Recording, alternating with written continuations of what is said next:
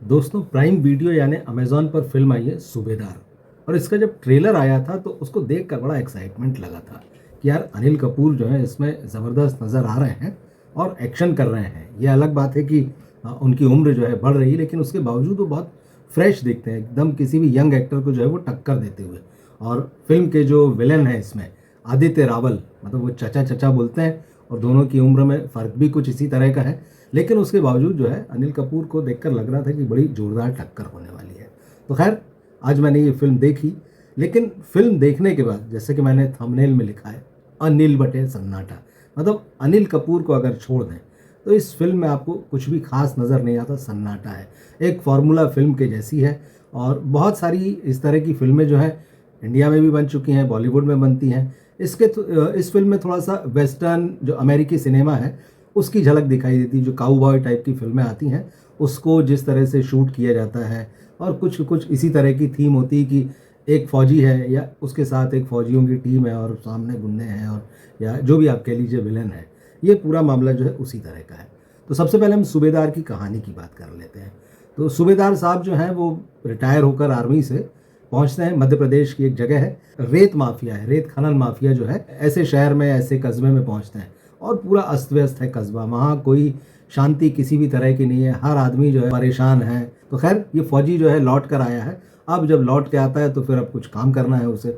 तो ये जो लोकल माफिया होता है रेत का, उसके यहाँ पर जो है एक गार्ड की, बॉडीगार्ड की नौकरी करनी है, ड्राइवर की और बॉडीगार्ड की भी। तो वो कर तो लेता है, लेकिन जिसने उसे नौकरी दिलवाई है, जो उनका दोस्त है अनिल कपूर का, तो सौरभ शुक्ला ने ये रोल प्ले किया। कहता भाई अपना दिमाग ठंडा रखना और थोड़ा-सा समय निकाल लेना, बाकी फिर धीरे-धीरे चीज़ें तो जम ही जाएँगी।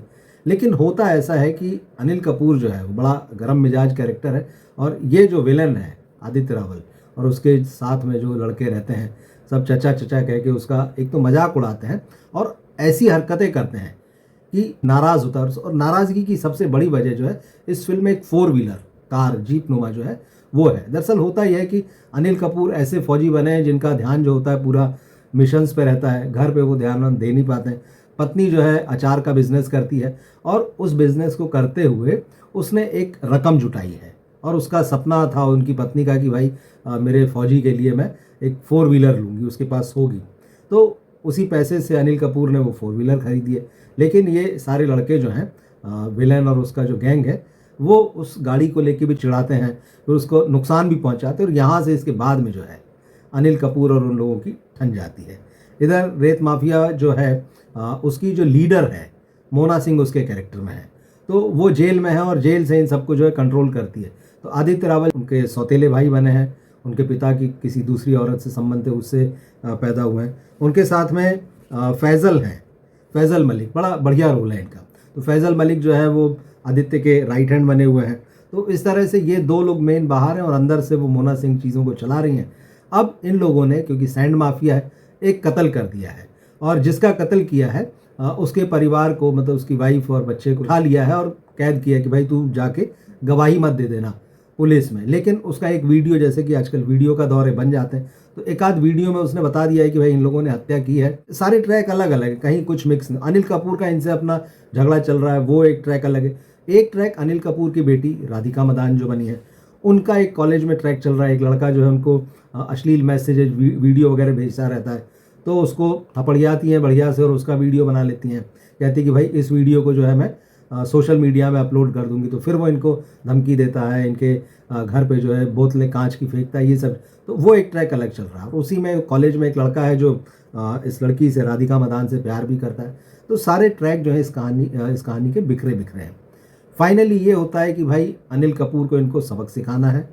उस लड़की का ट्रैक भी जाकर जो है इस मेन कहानी में जुड़ जाता है, और जिस महिला को इन लोगों ने उठा रखा है कि वो पुलिस के पास न चली जाए, उसका भी ट्रैक। तो एक बहुत ही बिखरी हुई कहानी है जो अलग अलग उस पर चलती है और कहीं किसी से कोई मेल नहीं होता है।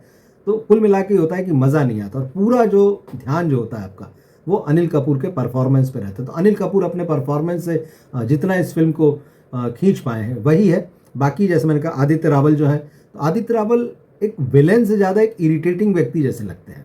अब या तो उनकी पर्सनैलिटी में कुछ ऐसा है, उनके चेहरे में इस तरह का या फिर उन्हें रोल ही उस तरह का दिया गया।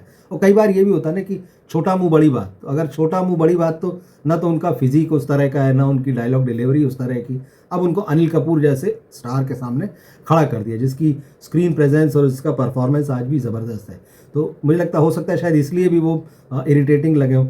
फैज़ल मलिक बहुत बढ़िया, मतलब वो राइट हैंड है, लेकिन बढ़िया काम किया। मोना सिंह का काम भी जो है वो जेल में बंद है, हालांकि उनके हिस्से एक ही जैसे एक्सप्रेशन और एक ही जैसे डायलॉग्स वगैरह आए हैं, पर ठीक लगी हैं। राधिका मदान अनिल कपूर की बेटी हैं, लेकिन उनका भी प्रेजेंस ऐसा नहीं कि वो कहानी में कुछ किसी भी तरह का जो है एक चमक पैदा कर सकें। तो फिल्म जो है वो कुल मिला के जो है आपको निराश करती है।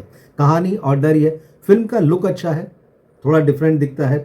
और क्योंकि जब आप खास तौर पे जब ये आजकल ग्लॉसी सा बड़ा जो सिनेमा आजकल आने लगा, उस बीच ये लुक थोड़ा सा रॉ है। और इसके म्यूज़िक की बात है तो म्यूज़िक भी ऐसा कुछ नहीं है, लेकिन एक बात जो इसके मेकर्स ने की है जो कि बड़ी गड़बड़ की है, वो है इस फिल्म में गाना है चिलम तम्बाकू को डब्बा। अब ये बुंदेली लोकगीत है और ये नरोत्तम बेन की आवाज़ में जो है फेमस है। अब वैसे तो लोकगीत कोई भी गा सकता है, उसमें कोई समस्या नहीं है, लेकिन कुछ चीज़ें किसी के साथ जुड़ जाती हैं। और इस गाने को और भी लोगों ने गाया है, लेकिन नरोत्तम बेन ने जो गाया है वो सबसे ज़्यादा पॉपुलर वर्जन है। चाहे आप उसको इंटरनेट पे, मतलब इंस्टाग्राम से लेके यूट्यूब से लेके तमाम, मतलब हज़ारों वीडियो बने हुए हैं और लोग बनाते हैं और बहुत एंजॉय करते हैं। गाना खूब शादियों में बजता है, पार्टियों में बजता है। इस गाने का एक आइटम नंबर वर्जन जैसा बना के जो है फिल्म के डायरेक्टर सुरेश त्रिवेणी जो है उन्होंने इस्तेमाल किया है।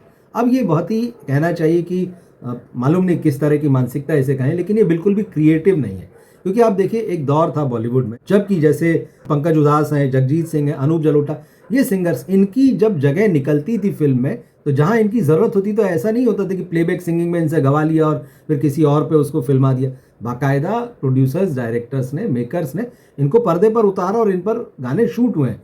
तो क्या ऐसा नहीं हो सकता था कि भाई जो गाना सबसे ज़्यादा फेमस है जो व्यक्ति जिसके लिए, और जो कि एक्टर भी है, नरोत्तम बेन जो है वो अच्छे एक्टर भी हैं, कई फिल्मों में काम कर चुके हैं, वेब सीरीज़ों में दिख चुके हैं और खुद सिंगर हैं और इसी गाने के लिए बहुत फेमस हैं, तो क्या यही गाना जो है उन पर नहीं फिल्म में रखा जा सकता था? तो ये अजीब तरह, एक आपने अच्छे गाने को जो है ख़राब कर दिया। सोशल मीडिया में देखिएगा बड़ा ज़बरदस्त जो है क्रिटिसाइज़ किया जाता है। एक तो वैसे ही म्यूज़िक नहीं है, एक ये गाना है जो ऑलरेडी बहुत पॉपुलर था, आप इसको एक सिनेमैटिक वर्जन दे सकते थे जिस व्यक्ति के, जिस गायक की आवाज़ में है ये, जो फेमस है इस गाने के लिए। लेकिन वही होता है कि आप थोड़ा दो पैसा बचा लो या किसी अपने को फेवर कर दो के चक्कर में आप अच्छी चीज़ को किल कर देते हैं। तो ये यहाँ पर जो है सुरेश त्रिवेणी ने यहाँ पे किया है। और स्टोरी जैसे मैंने कहा कोई खास नहीं है। अब परफॉर्मेंस जो है अनिल कपूर के अलावा इसमें कोई निकल कर नहीं आता है। ट्रेलर को देखते हुए लगा था कि ये फिल्म अनिल कपूर के लिए एक नया टर्न लेकर आ सकती है, मतलब इस एज में भी वो एक्शन से भरपूर और एनर्जेटिक रोल जो है वो करें। लेकिन जिस तरह से फिल्म की राइटिंग है वो बहुत कमज़ोर है और फिल्म का जो क्लाइमैक्स है वो बड़ा अजीब है। मतलब अभी मैं क्लाइमैक्स आपके सामने रिवील नहीं करना चाहता हूँ। आखिरी में नाना पाटेकर जो आधा 1 मिनट के लिए दिख जाते हैं। अब क्यों दिखे भाई? और फिल्म जिस तरह से लास्ट मैसेज देती जीने दो, अब जीने दो मतलब ठीक है सभी जी रहे हैं, ऐसा नहीं है, परिस्थितियां, हालात आप जो दिखा रहे हैं, आप जस्टिस नहीं करते हैं उसके साथ में। बड़ा एक लचर सा, मतलब आप इतने बड़े हीरो को खड़ा कर रहे हैं वहाँ पे, जो पूरा जो वहाँ पर सैंड माफिया है उससे लड़ रहा है, उसको ख़त्म कर रहा है, लेकिन लास्ट में जो दिखाया है कि गैंग बट गया है, बिखर गया, आधे उधर चले गए, आधे उधर चले गए, बाकी पीछे आ गए, ये जो इस तरह का, और फिर एक मैसेज जीने दो, ऐसा लगता है कि मतलब इतनी सारी लड़ाई और इतने सारे जद्दोजहद के बाद भी वो जो हीरो है भीख मांग रहा है, अरे भाई जीने दो। तो क्या कहना चाहता है डायरेक्टर वो भी समझ में नहीं आता। ओवरऑल ये बहुत ही एवरेज फिल्म है जिसको देखते हुए अनिल कपूर को अगर आप छोड़ दें तो आपको इसमें कुछ भी नहीं मिलने वाला है। बाकी अगर आपके पास समय हो तो आप इसे देख सकते हैं, और अगर आपने फिल्म देख ली हो तो कमेंट बॉक्स में ज़रूर लिखें कैसी लगी। मिलते हैं फिर हम अगले किसी वीडियो में। नमस्कार।